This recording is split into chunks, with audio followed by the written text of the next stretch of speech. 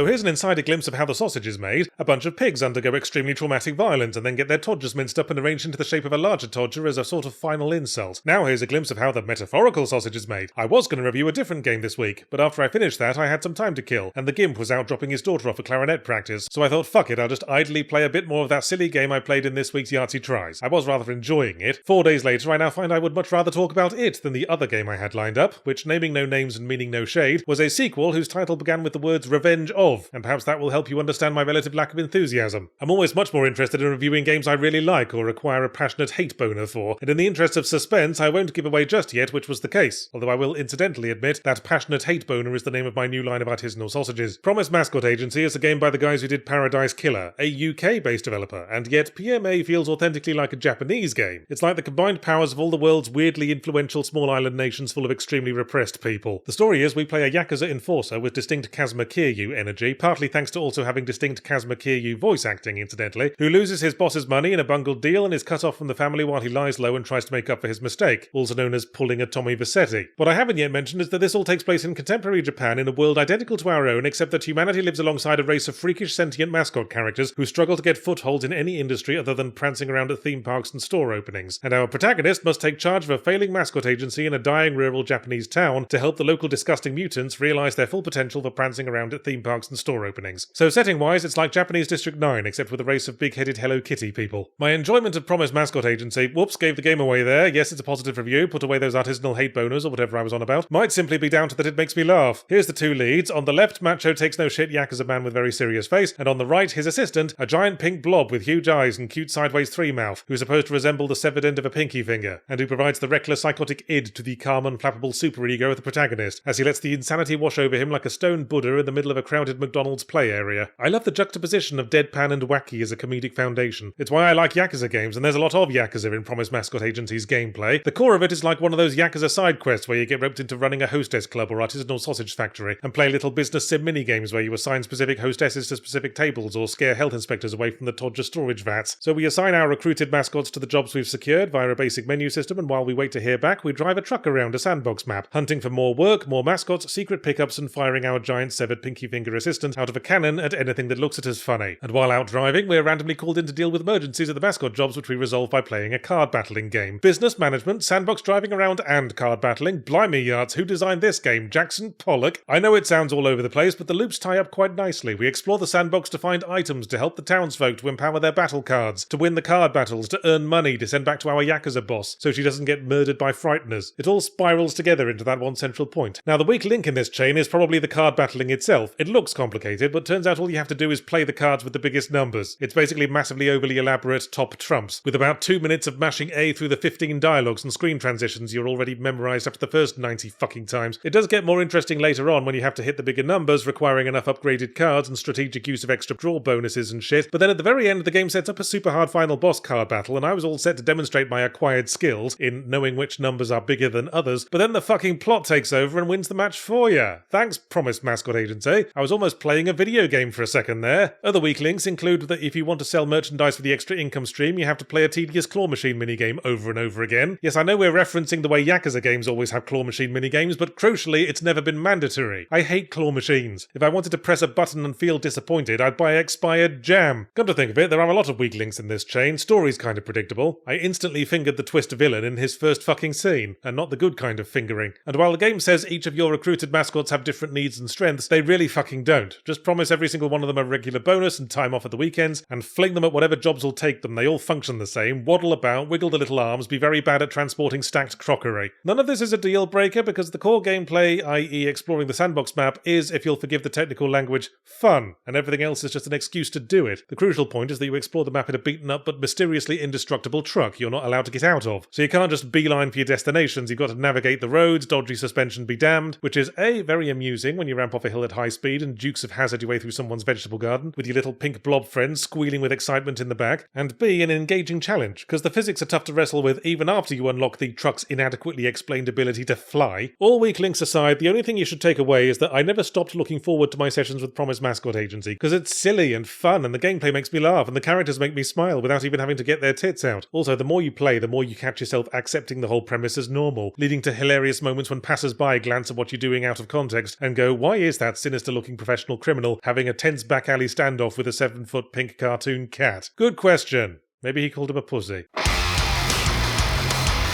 We here at Second Wind are well into our second year as a content-producing powerhouse, and we're hoping to keep going into a third, and perhaps even dare we dream a fourth. By donating as little as $1 a month to our Patreon, you can be a part of helping us keep going. Well, subscribe to the $5 tier and you can enjoy all kinds of extra content we keep under the table for the special customers. I myself have been indulging my hobby of making long-form videos in which I explain the lore of video game franchises I don't know much about, as well as some exclusive interviews and other experimental videos I and my colleagues are creating on a monthly basis. Maybe you'll enjoy them, maybe you'll want to join the Patreon so you can tell us they suck. Either way helps the creative process. If you want to be part of ensuring the existence of one of the few professional gaming media outlets that isn't being ruined and or shut down by corporate bastards, go to patreon.com/secondwindgroup and please consider giving whatever you can spare. And if you don't want to do any of that either, I don't know, take up cycling, it's good core exercise.